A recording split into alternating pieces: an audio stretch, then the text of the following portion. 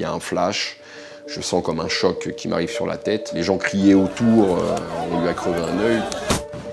Ναι, και καθώς περπάταγα, έπεσε κυριολεκτικά ανάμεσα στα πόδια μου, με αποτέλεσμα να φύγει ένα θράψμα και να τραυματιστώ στο πόδι. Γιατί ήμουνα σε σοκ. Υπάρχει τεράστιο ζήτημα αστυνομικής βίας. Oui, aujourd'hui, il y a un réel souci de violence policière en France.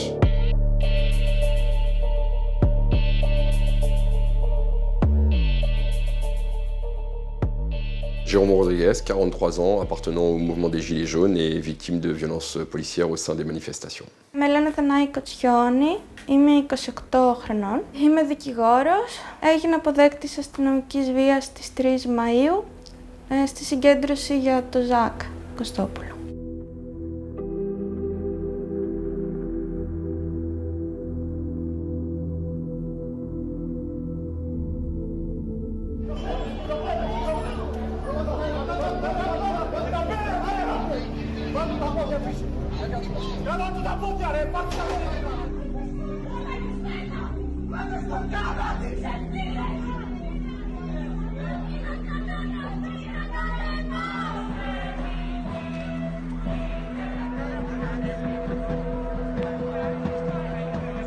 Τις έριξαν κυριολεκτικά μέσα στο πλήθος. Θα μπορούσε να έχει πέσει στο κεφάλι κάποιου και επειδή ήταν στο μοναστηράκι 8 η ώρα περίπου και ήταν Μάιος μέρα, είχε πάρα πολύ κόσμο. Κόσμο διερχόμενο, παιδιά, τουρίστες, οτιδήποτε. On était sur notre 10e semaine de manifestation, j'étais en train de liver comme j'avais l'habitude sur les différents actes qu'il y avait pu avoir auparavant pour pouvoir montrer sur Facebook l'ensemble de ce qui se passait sur le terrain.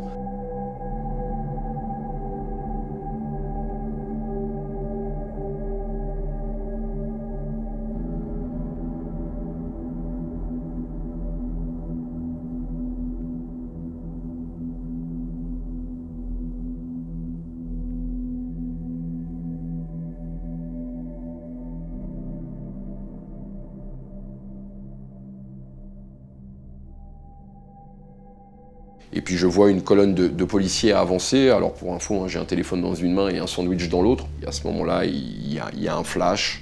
Je sens comme un choc qui m'arrive sur la tête. Et je tombe au sol.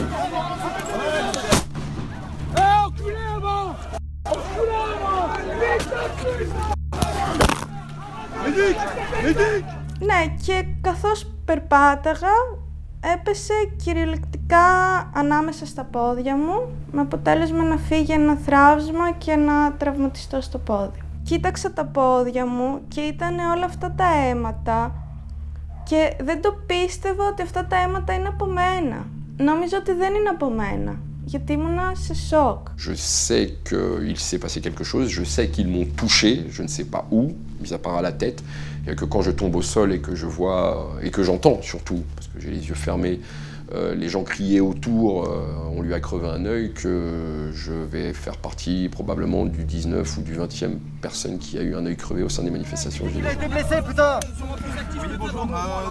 C'est qu'il a été blessé à l'œil! Il y a un homme. Donc aujourd'hui, j'aurais perdu mon œil suite au petit bout de caoutchouc qui entoure la grenade, ce qu'on appelle les grenades de dispersion, qui m'auraient atteint l'œil et qui m'auraient crevé l'œil.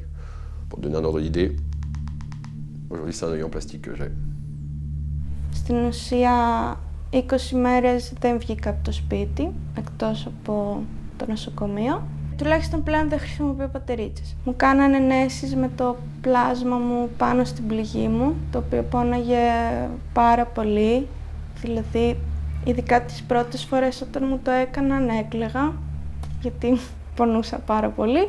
Ήταν δύσκολο να εξηγήσω και και στους γιατρούς πώς το έπαθα και μου έκανε φοβερή εντύπωση ότι στην αντίληψή τους εγώ κάτι έκανα και μου συνέβη αυτό. À l'heure actuelle, les policiers ont été mis en examen. Et on reste dans l'attente éventuellement d'un tribunal pour pouvoir obtenir justice. Je sais qu'il a été ce qu'on appelle mis au placard, c'est-à-dire que je crois qu'on l'a mis dans un bureau et il a été réprimandé par sa hiérarchie et il a été condamné à 5 jours de suspension. C'est pas cher payé, hein. Ξέρω ότι δεν μπορώ να τους βρω, γιατί επειδή θα κάνω μήνυση και αγωγή αποσμίωσης, έχω βρει φωτορεπόρτερ από την πορεία για να μήπως καταφέρω να εντοπίσω τη δημιουργία, αλλά επειδή δεν φέρουν διακριτικά, είναι πάρα πολύ δύσκολο. Δηλαδή, στην ουσία, η μήνυσή μου θα γίνει κατά γνώστων και φαντάζομαι ότι απλά ο ένας θα καλύπτει τον άλλον.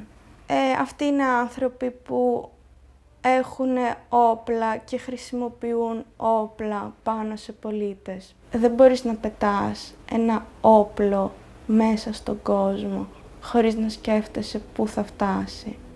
Θα μπορούσε και να είναι κάποιο παιδί και να είχε πάθει πάρα πολύ σοβαρό τραύμα.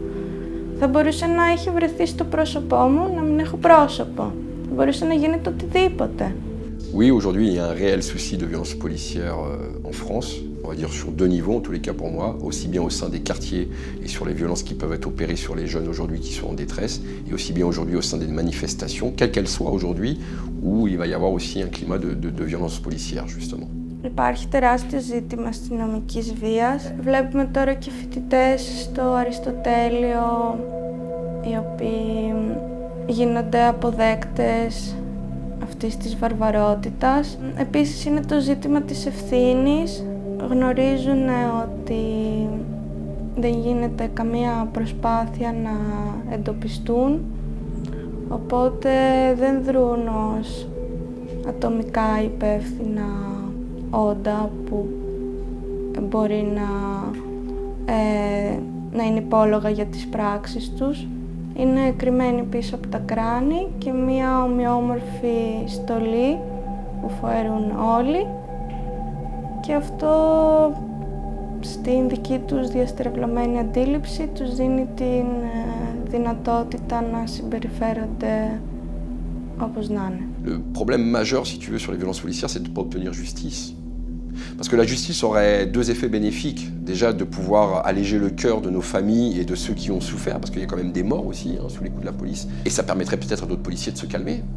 Parce que si on en met un à l'amende et qu'on le réprimande, entre guillemets, comme il se doit, et que la justice fasse son travail, bah, je te garantis, quand tu as un flic qui voudrait cravache un jeune de cité ou cravache un mec en manifestation, je pense qu'il y réfléchirait 2 fois. Sauf qu'il n'y a pas de justice aujourd'hui. Il est rare de voir un policier condamné.